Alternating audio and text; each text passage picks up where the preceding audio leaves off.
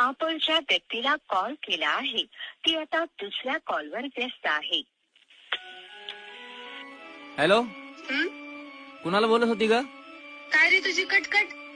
जेव्हा बघल तेव्हा नुसता संशयच घेत असतो माझ्यावर. विश्वास नसेल ना तर आजपासून मला फोन करायचा नाही. जा बाळा, तुला आजपासून माझा त्रास नाही होणार.